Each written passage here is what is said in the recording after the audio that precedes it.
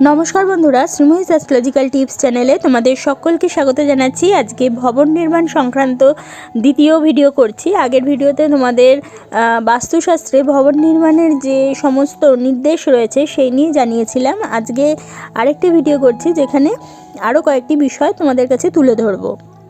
ভবনের পূর্ব দিকে যেন কোনো উচ্চ ভবন কিংবা উচ্চ বৃক্ষ না থাকে, এরকম স্থিতি অশুভ। ভবনের পশ্চিম দিকে বৃক্ষাদি রোপণ শুভ। সমান্তরাল রেখার পূর্ব উত্তর দিকে যদি সড়কপথ থাকে, সেই সড়কপথের আশেপাশের ভূমি চয়ন করে সেখানে গৃহ নির্মাণ করা শুভ। দুইটি দেওয়ালের মধ্যবর্তী স্থানকে গর্ভ বলা হয়ে থাকে। পঞ্চভূত পৃথিবী, জল, তেজ, বায়ু, আকাশ এগুলিকে নিজ ভবনের অধীনে রাখার নামই বাস্তবে বাস্তুশাস্ত্রের রহস্য।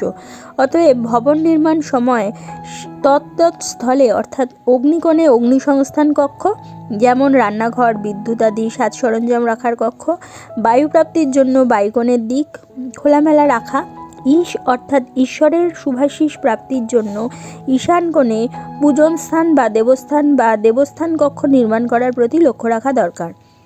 মুখ্য রূপে গৃহ নির্মাণকালে গৃহমধ্যে দরজা, জানলা, কূপ, চুল্লি, স্নানাগার, শয়নকক্ষ, শৌচাগার আদি যথাযথ স্থানে নির্মাণ করা হয়, সে বিষয়ে বিশেষ কিন্তু নজর রাখা আবশ্যক। গৃহের অগ্নিকোণে, নৈঋত কোণে এবং বায়ুকোণে কূপ কিংবা কোনো রকম গর্ত রাখা উচিত নয়। এইরূপ গৃহে সব সময় কলহ, অশান্তি, ঝঞ্ঝাট লেগেই থাকে।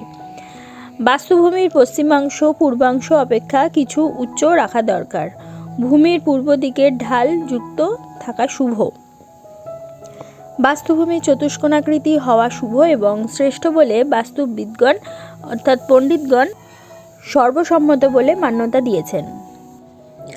আলমারি, সোফা সেট, টেবিল আদি ভারী বস্তু স্থায়ী রূপে রাখার যোগ্য বস্তু সামগ্রী যেগুলো রয়েছে সেগুলো দক্ষিণ নৈঋত কোণে অর্থাৎ নৈঋত কোণের দক্ষিণাংশে কিংবা পশ্চিম নৈঋত অর্থাৎ নৈঋত কোণের পশ্চিমাংশে রাখা শুভ। দেবালয়ের দ্বার চারটি দিকের যে কোনো দিকে রাখা যায়। যেদিকে ভবনের দ্বার রাখা হবে সেদিকে দৈর্ঘ্য মাপ করে সেই দৈর্ঘ্যের 9 ভাগের 5 ভাগ ডান দিকে, 3 ভাগ বাম দিকে ছেড়ে অবশিষ্ট যে 1 ভাগ থাকবে সেখানে অথবা ডান দিক থেকে সপ্তম ভাগে দ্বার রাখা উচিত। গৃহপ্রবেশের অনুষ্ঠান নবীন আবাস গৃহে অবশ্যই করা উচিত, অন্যথা নানা প্রকার অশান্তি ভোগ করতে হয়। গৃহপ্রবেশ অনুষ্ঠান আড়ম্বরপূর্ণ করা সম্ভব না হলে বাস্তুপূজা করানো একান্ত আবশ্যক।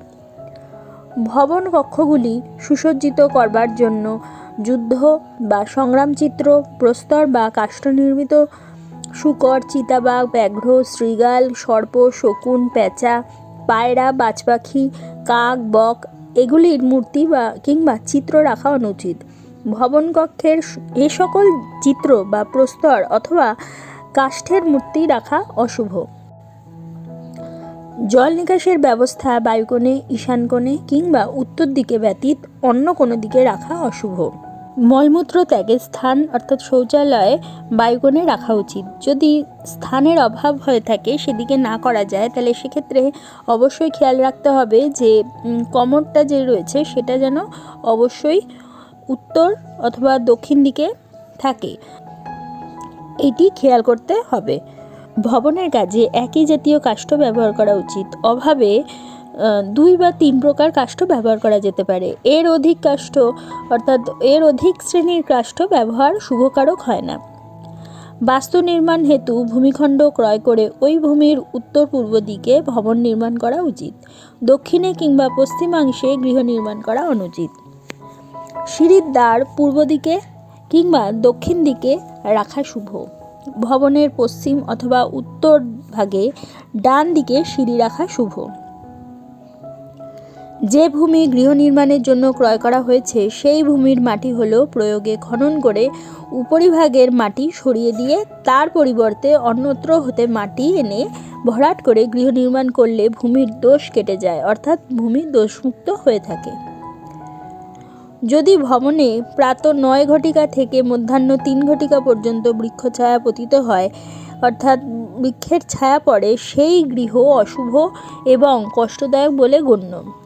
ভবনে টিভি, রেডিও বা অন্যান্য কোনো খেলাধুলার ব্যবহারের জন্য পৃথক কক্ষ নির্মাণ করা হয়, তবে ওই কক্ষ নৈঋত কোণের সমীপে করা হয়ে থাকে।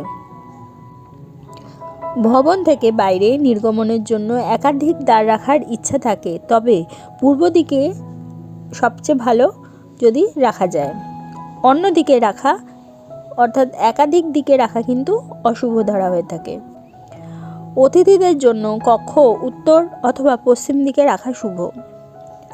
চৌকিদার অর্থাৎ দারোয়ানের জন্য বা সিকিউরিটি গার্ডের জন্য গৃহস্বামীর প্রমুখ দ্বারের নিকটেই করা উচিত। চৌকিদার সপরিবারে যদি থাকে অর্থাৎ যদি সিকিউরিটি গার্ড সপরিবারে থাকে, তার কোয়ার্টার গৃহসীমানার অন্তর্গত প্রমুখ দ্বারের বাম ভাগে রাখা দরকার। তাহলে বন্ধুরা, আজকে তোমরা জানতে পারলে বাস্তুমতে আমরা কি করলে গৃহ নির্মাণ বা ভবন নির্মাণের ক্ষেত্রে আমরা সুফল পেতে পারি। যদি তোমাদের আমার এই ভিডিওটা ভালো লাগে তাহলে অবশ্যই একটা লাইক করে দিও, তোমাদের পরিচিতদের মধ্যে শেয়ার করে তাদের জানার সুযোগ করে দিও, এবং যারা এখনও পর্যন্ত আমার চ্যানেলটা সাবস্ক্রাইব করোনি অবশ্যই সাবস্ক্রাইব করে দিও, এবং পাশে থাকা বেল আইকনটি প্রেস করতে কিন্তু একেবারে ভুলো না। তাহলে প্রত্যেকে ভালো থেকো, প্রত্যেককে ভালো রেখো। পরবর্তী ভিডিওতে আবার চলে আসবো। ততক্ষণের জন্য সকলকে ধন্যবাদ। নমস্কার।